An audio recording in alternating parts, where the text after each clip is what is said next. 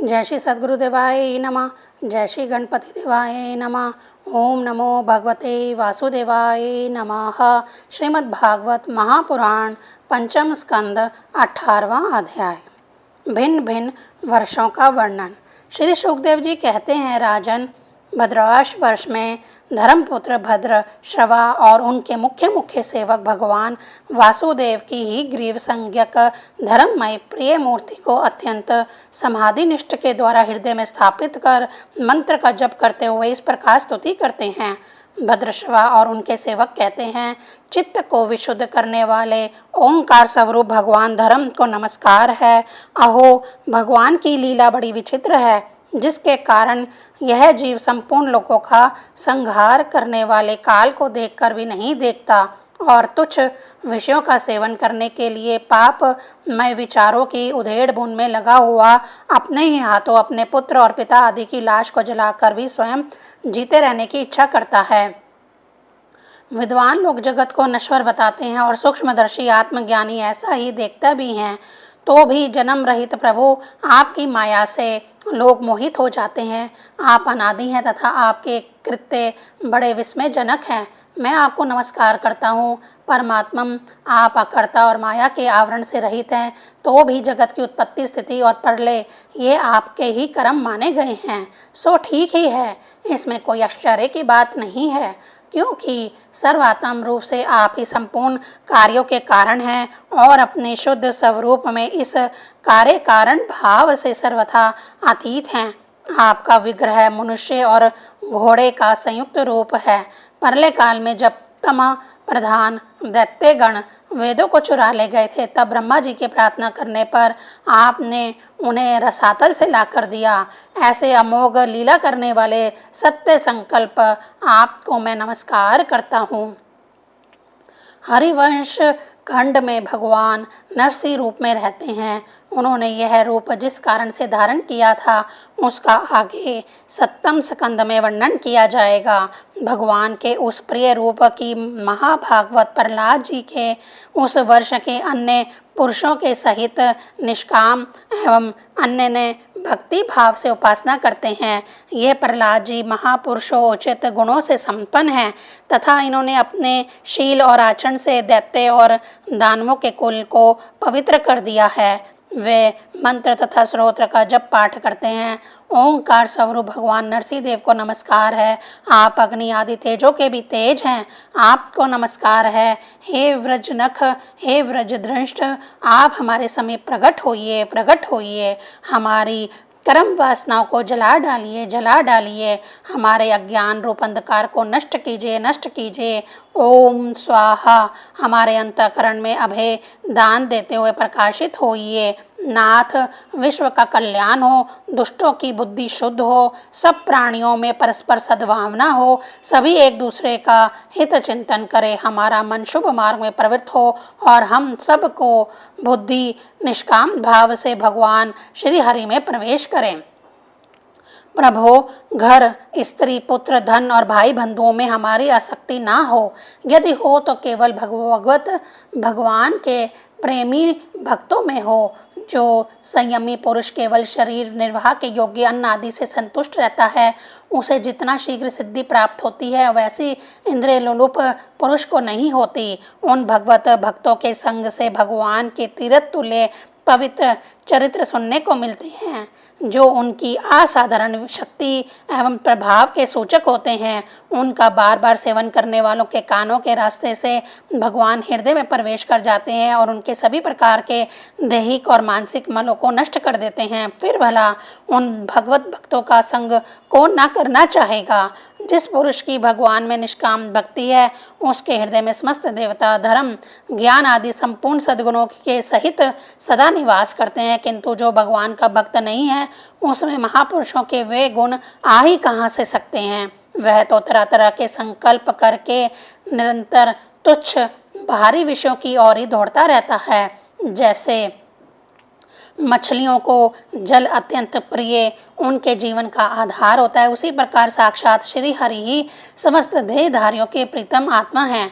उन्हें त्याग कर यदि कोई महत्व अभिमानी पुरुष घर में आसक्त रहता है तो उस दशा में स्त्री पुरुषों का बड़प्पन केवल आयु को लेकर ही माना जाता है, गुण की दृष्टि से नहीं। अतः असुरगण, तुम तृष्णा, राग, विषाद, क्रोध, अभिमान, इच्छा, भय, दीनता और मानसिक संताप के मूल तथा जन्म मरण रूप संसार चक्र का वहन करने वाले ग्रह आदि को त्याग कर भगवान नरसिंह के निर्भय चरण कमलों का आश्रय लो। केतु माल वर्ष में लक्ष्मी जी का तथा संवत्सर नामक प्रजापति के पुत्र और पुत्रियों को प्रिय करने वाले के लिए भगवान कामदेव रूप में से निवास करते हैं। उन रात्रि की अभिमानी देवता रूप कन्याओं और दिवस अभिमानी देवता रूप पुत्रों की संख्या मनुष्यों की 100 वर्ष की आयु के दिन और रात के बराबर अर्थात 36 हजार वर्ष है, और वे ही उस वर्ष के अधिपति हैं।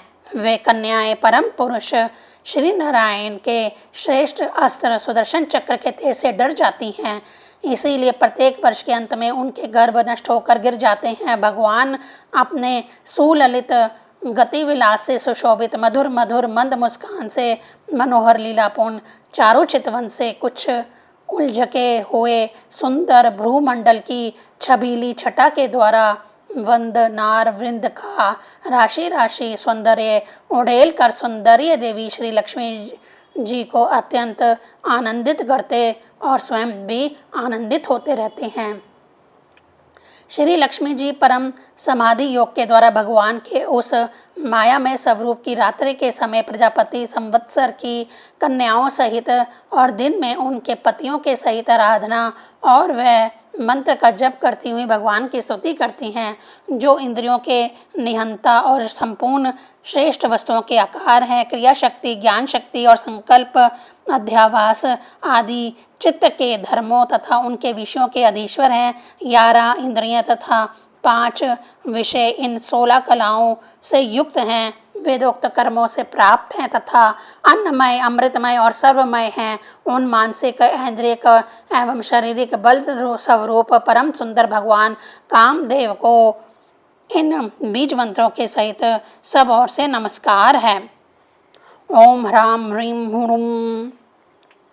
भगवान आप इंद्रियों के अधीश्वर हैं। स्त्रियां तरह तरह के कठोर व्रतों से आपकी आराधना करके ही अन्य लौकिक पतियों की इच्छा किया करती हैं, किंतु वे उनके प्रिय पुत्र, धन और आयु की रक्षा नहीं कर सकते, क्योंकि वे स्वयं ही परतंत्र हैं। सच्चा पति यानी रक्षा करने वाला या ईश्वर वही है जो स्वयं सर्वथा निर्भय होकर और दूसरे भयभीत लोगों का सब प्रकार से रक्षा कर सके। ऐसे पति एकमात्र आप ही हैं। यदि एक से अधिक ईश्वर माने जाएं तो उन्हें एक दूसरे से भय होने की संभावना है। अतः आप अपनी प्राप्ति से बढ़कर और किसी लाभ को नहीं मानते। भगवान, जो स्त्री आपके चरण कमलों का पूजन ही चाहती है और किसी वस्तु की इच्छा नहीं करती, उसकी सभी कामनाएं पूर्ण हो जाती है, किंतु जो किसी एक कामना को लेकर आपकी उपासना करती है उसे आप केवल वही वस्तु देते हैं, और जब भोग समाप्त होने पर वह नष्ट हो जाती है तो उसके लिए उसे संतप्त होना पड़ता है।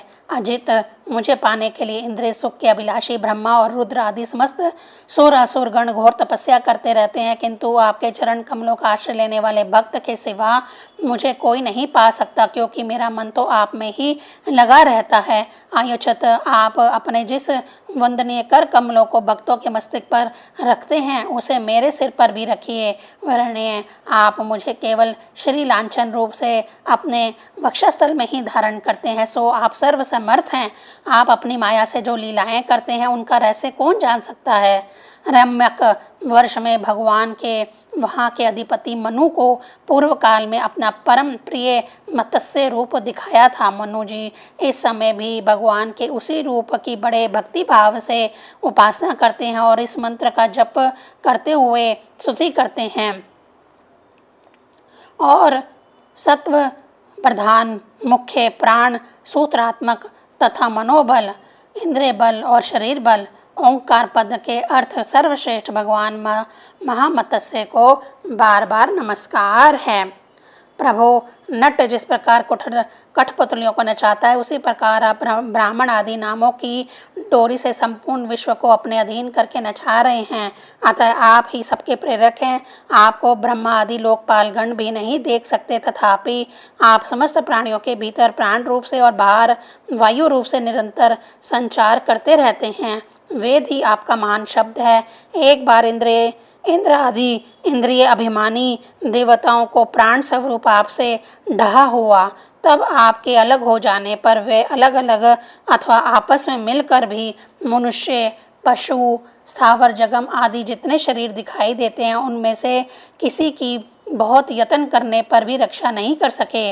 आजन्मा प्रभु, आपने मेरे सहित समस्त औषध और लताओं की आश्रय रूपा इस पृथ्वी को लेकर बड़ी बड़ी उत्ताल तरंगों से युक्त प्रलयकालीन समुद्र में बड़े उत्साह से विहार किया था। आप संसार के समस्त प्राण समुदाय के नियंता हैं। मेरा आपको नमस्कार है। हिरण्यमय वर्ष में भगवान कच्छप रूप धारण करके रहते हैं। वहाँ के निवासियों के सहित पितृ राज अर्यमा भगवान की उस प्रियतम मूर्ति की उपासना करते हैं और मंत्र को निरंतर जप करते स्तुति करते हैं, जो संपूर्ण सत्व गुणों से युक्त है। जल में विचरते रहने के कारण जिनके स्थान का कोई निश्चय नहीं है तथा जो काल की मर्यादा के बाहर है, उन ओंकार स्वरूप सर्वव्यापक सर्वाधार भगवान कच्छप को बार बार नमस्कार है। भगवान अनेक रूपों में प्रतीत होने वाला यह दृश्य प्रपंच यद्यपि मिथ्या ही निश्चय होता है, इसीलिए इसकी वस्तुतः कोई संख्या नहीं है, तथापि यह माया से प्रकाशित होने वाला आपका ही रूप है।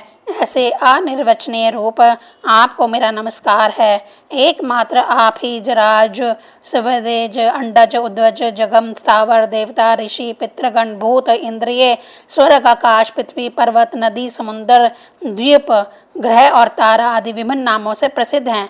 आप असंख्य नाम, रूप और आकृतियों से युक्त हैं। कपिल आदि विद्वानों ने जो आप में 24 तत्वों की संख्या निश्चित की है, वह जिस तत्व दृष्टि का उदय होने पर निवृत्त हो जाती है, वह भी वस्तुतः आप ही का स्वरूप है। ऐसे सांख्य सिद्धांत स्वरूप आपको मेरा नमस्कार है। उत्तर कुरु वर्ष में भगवान यज्ञ पुरुष वराह मूर्ति धारण करके विराजमान है। वहाँ के निवासियों के सहित साक्षात पृथ्वी देवी उनकी अविचल भक्ति भाव से उपासना करती और परमा उत्कृष्ट मंत्र का जप करती स्तुति करती है, जिनका तत्व मंत्रों से जाना जाता है, जो यज्ञ और क्रतु रूप है तथा बड़े बड़े यज्ञ जिनके अंग हैं, उन ओंकार स्वरूप शुक्ल कर्ममय त्रियुग मूर्ति पुरुषोत्तम भगवान वराह को बार बार नमस्कार है। ऋत्विज गण जिस प्रकार अरण्य रूप काष्ठ खंडों में छिपी हुई अग्नि को मंथन द्वारा प्रकट करते हैं, उसी प्रकार कर्म आसक्ति एवं कर्म फल की कामना से छिपे हुए जिनके रूप को देखने की इच्छा से परम प्रवीण पंडित जन अपने विवेक युक्त मन रूप मंथन काष्ठ से शरीर एवं इंद्रिय आदि को बिलो डालते हैं, इस प्रकार मंथन करने पर अपने स्वरूप को प्रकट करने वाले आपको नमस्कार है। विचार तथा यम नियम आदि योग अंगों के साधन से जिनकी बुद्धि निश्चयात्मक हो गई है, वे महापुरुष दिव्य द्रव्य यानी विषय, क्रिया यानी इंद्रियों के व्यापार, हेतु यानी इंद्र अधिष्ठाता देवता, अयन यानी शरीर, ईश काल और कर्ता यानी अहंकार आदि माया के कार्यों को देखकर जिनके वास्तविक स्वरूप का निश्चय करते हैं, ऐसे मायिक आकृतियों से रहित आपको बार बार नमस्कार है। जिस प्रकार लोहा जड़ होने पर भी चुंबक की संधि मात्र से चलने फिरने लगता है, उसी प्रकार जिन सर्व साक्षी की इच्छा मात्र से, जो अपने लिए नहीं है बल्कि समस्त प्राणियों के लिए होती है, प्राकृतिक अपने गुणों के द्वारा जगत की उत्पत्ति स्थिति और प्रलय करती रहती है, ऐसे संपूर्ण गुणों एवं कर्मों के साक्षी आपको नमस्कार है। आप जगत के कारण भूत आदि सूकर हैं। जिस प्रकार एक हाथी दूसरे हाथी को पछाड़ देता है, उसी प्रकार गजराज के समान क्रीड़ा करते हुए आप युद्ध में अपने प्रतिद्वंदी हिरण्याक्ष दैत्य को दलित करके मुझे अपनी दाढ़ों की नोक पर रखकर रसातल से प्रलय पयोधनी के बाहर निकले थे। मैं आप सर्वशक्तिमान प्रभु को बार बार नमस्कार करती हूँ। 18वां अध्याय संपूर्ण। ओम नमो भगवते वासुदेवाय नमः।